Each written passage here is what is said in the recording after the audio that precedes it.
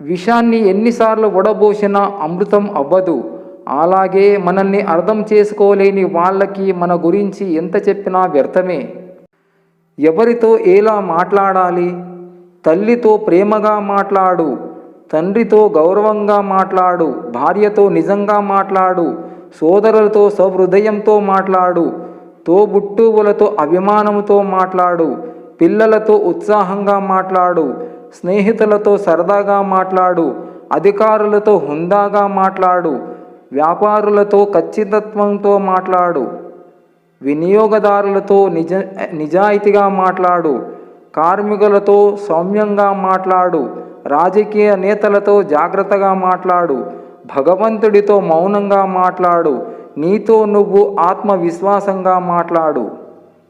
సహాయం చెయ్యండి, కానీ మిమ్మల్ని వాడుకుంటున్నారేమో గమనించండి. ప్రేమించండి, కానీ మీ ప్రేమ అపహాస్యం కాకుండా చూసుకోండి. వారు కలిగించే నమ్మకం సహజత్వానికి దగ్గరగా ఉందేమో గమనించండి. ఇతరులు చెప్పేది వినండి, కానీ మీరు వినిపించాలనుకున్నదే మిస్ కావద్దు. కాలానికి మనం ఇచ్చే విలువ మన విలువను పెంచుతుంది. డబ్బుకు మనం ఇచ్చే విలువ ఆపదలు ఆదుకుంటుంది.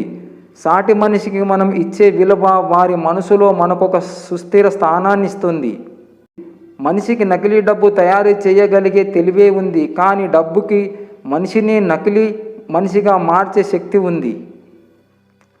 కోరికలు సముద్రం లాంటివి. ఒడ్డుకు చేరిన అలలకు ఆనందం, మధ్యలో ఉన్న అలలకు ఆరాటం, తీరం చేరని అలలకు విషాదం. అన్నీ తెలిసి ఇంకా ఏదో కావాలనుకుంటుందేమో అదే జీవితం. అవమానం జరిగిన చోట నేర్చుకోవలసింది తిరిగి నిలబడే ధైర్యాన్ని, అంతేకాని తిరిగి అవమానించే గుణాన్ని కాదు. బలవంతపు బంధం అరచేతిలోని ఐస్ ముక్క లాంటిది. నువ్వు ఎంత గట్టిగా పట్టుకున్నా సరే కరిగిపోవడమే కానీ మిగిలిపోవడం అంటూ జరగదు. అలాంటి బంధాల జోలికి పోకుండా ఉంటేనే మంచిది. అహంకారంతో ఎన్ని బంధాన్ని అయినా దూరం చేసుకోవడం సులభము, కానీ తర్వాత ఆకాశమంత అభిమానం చూపించినా తిరిగి ఆ బంధాన్ని చేరుకోవడం చాలా కష్టం. ఒక యుగములో తండ్రి మాట విననందుకు ప్రహ్లాదుడు గొప్పవాడైనాడు. ఇంకో యుగములో తండ్రి మాట విని రాముడు దేవుడైనాడు. ఇంతకు తండ్రి మాట వినాలా వద్దా? ఒరే పిచ్చోడా, ఇది కలియుగం. అన్నీ మూసుకొని అందరి మాటలు వింటేనే జీవితం ప్రశాంతంగా ఉంటుంది. నా మాట తూటలాంటిది, అందుకే నాకు శత్రువులు ఎక్కువ. నిన్ను బాధ పెట్టారని వాళ్ళు తిరిగి బాధపడాలని ఎప్పుడూ కోరుకోకు. తెలియక బాధ పెడితే క్షమించు, తెలిసి బాధ పెడితే తీర్పు కాలానికి అప్పగించు.